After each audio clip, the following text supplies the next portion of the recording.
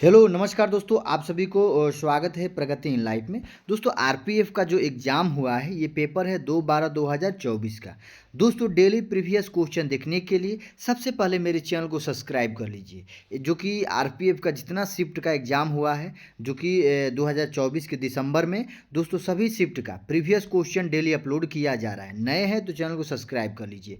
चलिए स्टार्ट करते हैं दोस्तों, जिसमें कि दोस्तों 70 क्वेश्चन कंप्लीट कर दिए। नहीं देखे हैं तो आप मेरे चैनल पर जाकर देख सकते हैं। देखिए क्वेश्चन है 71 से जनरल अवेयरेंस है कि भारतीय संविधान के निम्नलिखित में से किस अनुच्छेद के अनुसार सभी अल्पसंख्यक को, चाहे वे धर्म या भाषा पर आधारित हो, शैक्षणिक संस्थाओं की स्थापना और प्रशासन का अधिकार है। किस अनुच्छेद में दोस्तों?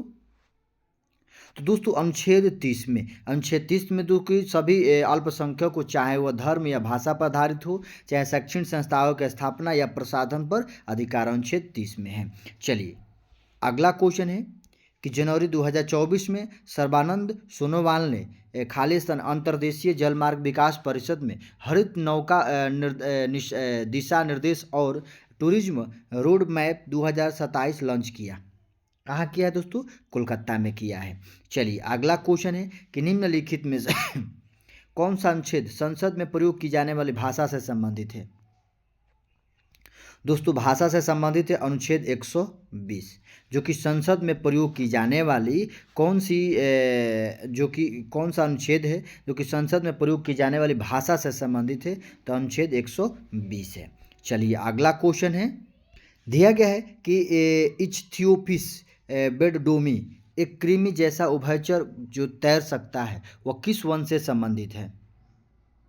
तो दोस्तों ऑप्शन नंबर ए है पदहीन उभयचर। चलिए अगला क्वेश्चन है दोस्तों, क्वेश्चन नंबर 75 है, खाली स्थान is a kind of a quantitative and qualitative process of change with can not be measured. Option number 4 है एवोल्यूशन। चलिए अगला क्वेश्चन दोस्तों कि देखिए राजकोषीय उत्तरदायित्व एवं बजट प्रबंधन अधिनियम 2003 की विशेषता क्या है? करेक्ट आंसर दोस्तों ऑप्शन नंबर 2, प्रत्येक वर्ष राजकोषीय घाटे में सकल घरेलू उत्पाद के 0.3% की कमी। चलिए अगला क्वेश्चन है कि निम्नलिखित में से कौन राज्य भाषा का पदेन सभापति होता है? तो दोस्तों राज्यसभा का पदेन सभापति भारत का उपराष्ट्रपति होता है। चलिए अगला क्वेश्चन है, क्वेश्चन आप देख लीजिए 78 है, which of the following is the most positive definition of Newton second law. जो कि न्यूटन के सेकेंड लॉ क्या है डिफिनेशन पूछा गया है। तो न्यूटन के दूसरे नियम में दोस्तों बल का परिभाषा प्राप्त होता है, F बराबर ma होता है। चलिए अगला क्वेश्चन है कि इल्तुतमिश के बारे में निम्नलिखित में से कौन सा कथन सत्य है? उसका विवाह कुतुबुद्दीन ऐबक की पुत्री से हुआ, वह लाहौर का गवर्नर था, उसने अपनी पुत्री को अपना उत्तराधिकारी मनोनीत किया। तो ऑप्शन नंबर 1 और 2 जो है ना दोस्तों, देखिए उसका विवाह कुतुबुद्दीन ऐबक की पुत्री से हुआ और तीसरा है अपनी पुत्री को अपना उत्तराधिकार मनोनीत किया। ये 4 नंबर सही है। अगला क्वेश्चन है, चींटी के डंक में प्रकृति अम्लीय होती है, चींटी के डंक में कौन सा अम्ल पाया जाता है? तो चींटी के जो कि डंक में दोस्तों फॉर्मिक अम्ल पाया जाता है। क्या है? फॉर्मिक अम्ल पाया जाता है। चलिए अगला क्वेश्चन है कि निम्नलिखित में से किस प्रकार के वनों में चींटीदार हिरण पाए जाते हैं? पर्वतीय वनों में। कहता किस वनों में चींटीदार हिरण पाए जाते हैं? पर्वतीय वनों में। अगला देखिए दिया गया है कि माइक्रो क्रेडिट के लिए स्ट्रीट वेंडर आत्मनिर्भर विधि योजना को जून 2030 में किसे वर्ष पूर्ण हो जाएंगे? 3 वर्ष। 2023 में कितने वर्ष पूर्ण हो जाएंगे? 3 वर्ष। भारत में बहावी आंदोलन का नेता निम्नलिखित में से कौन था? तो दोस्तों बहावी आंदोलन का नेता कौन था? सैयद अहमद बरेलवी। चलिए अगला क्वेश्चन है कि image those are format on screen is terms as. ये जो है ऑप्शन नंबर 4 क्या है? रियल। चलिए अगला क्वेश्चन है कि मार्च 2024 में पाकिस्तान के 14वें राष्ट्रपति के रूप में शपथ लेने वाले आसिफ अली जरदारी ने निम्नलिखित में से किसकी जगह ली?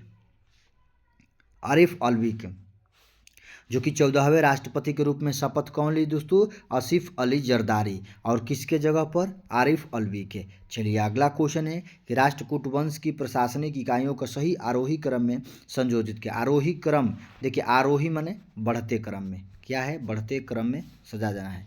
देखिए जो कि भुक्ति, विषय और राष्ट्र।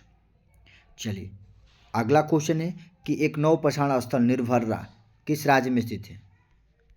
हरियाणा में। अगला क्वेश्चन है कि भारत की जनगणना 2011 के अनुसार निम्नलिखित में से किस राज्य समूह की जनसंख्या 30 करोड़ से अधिक दर्ज हुई थी? तो देखिए जो कि 2011 की जनगणना के अनुसार 30 करोड़ से अधिक, जो कि उत्तर प्रदेश और महाराष्ट्र। चलिए अगला क्वेश्चन है कि निम्नलिखित में से कौन सा साल्मोनेला संक्रमण का एक लक्षण नहीं है? तो साल्मोनेला संक्रमण का एक लक्षण है कौन है? उल्टी। ऑप्शन नंबर 3 इसका करेक्ट है। चलिए अगला क्वेश्चन दिया गया है कि भारत में हॉर्नबिल त्यौहार किस महीने में मनाया जाता है? तो दोस्तों भारत में हॉर्नबिल त्यौहार जो है दिसंबर में मनाया जाता है। देख लीजिए कि ये किस प्रकार क्वेश्चन पूछा गया है।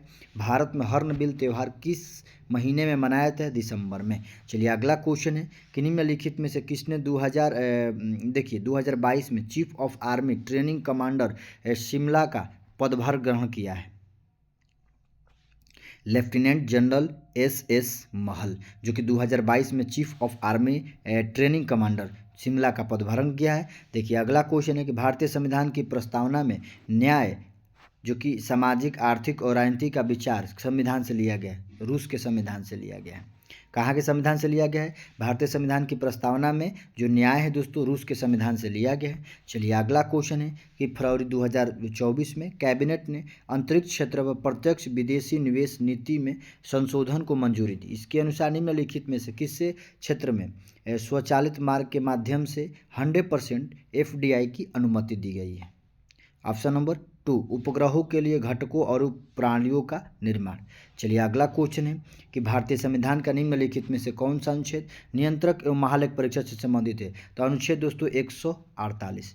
देखिए कौन सा अनुच्छेद है दोस्तों कि नियंत्रक और महालेख परीक्षक CAG कैग, जो कि नियंत्रक एवं महालेख परीक्षक अनुच्छेद 148 है।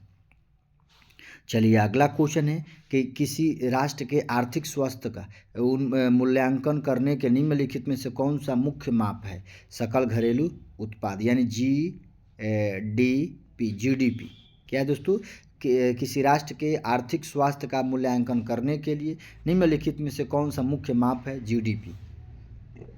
चलिए अगला क्वेश्चन है कि निम्नलिखित में से किस भारतीय संगीतज्ञों को हिंदुस्तानी शास्त्रीय संगीत को व्यवस्थित और साहित्यबद्ध करने में उनकी भूमिका के लिए जाना जाता है, जिससे भारत की संगीत विरासत की आधुनिक शिक्षा के लिए आधार तैयार हुआ है? ऑप्शन नंबर 1 पंडित विष्णु नारायण भातखंडे।